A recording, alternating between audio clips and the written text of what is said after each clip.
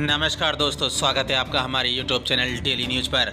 राष्ट्रीय स्वयंसेवक संघ के प्रमुख मोहन भागवत ने कहा कि हिंदू धर्म सभी संप्रदायों का सम्मान करता है और भारत में कभी भी उन मुद्दों पर झगड़े नहीं हुए जिनकी वजह से आज हमास इजराइल के बीच युद्ध हो रहा है। उन्होंने कहा कि यह हिंदुओं का देश है और यहाँ मुसलमान भी सबसे ज़्यादा सुरक्षित है, ये केवल हिंदू ही कर सकता है।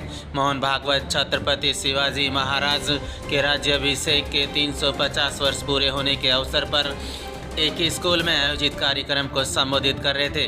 भागवत ने कहा, इस देश में एक धर्म संस्कृति ऐसी है जो सभी संप्रदायों और आस्थाओं का सम्मान करती है, वह है हिंदू धर्म।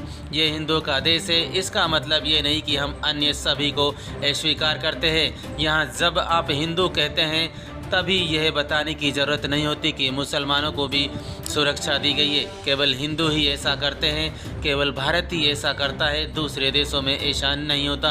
उन्होंने कहा, सभी जगह संघर्ष हो रहे हैं। आपने यूक्रेन युद्ध, हमास इजराइल युद्ध के बारे में तो सुना ही होगा। हमारे देश भी ऐसे मुद्दों पर कभी युद्ध नहीं हुए। शिवाजी महाराज के समय में हुआ आक्रमण उसी प्रकार का था, लेकिन हमने इस मुद्दे पर कभी किसी से लड़ाई नहीं लड़ी, इसलिए हम हिंदू हैं। बता दें कि 7 अक्टूबर को इजराइल पर हमास के हमले के बाद करीब 1400 लोग मारे गए। इसके बाद इजराइल ने गाज़ा और वेस्ट बैंक को निशाना बनाया। गाज़ा में करीब 4300 फिलिस्तीनी मारे गए हैं। वहीं गाज़ा के अस्पताल पर मिसाइल अटैक में ही 500 से ज़्यादा लोगों की मौत हो गई।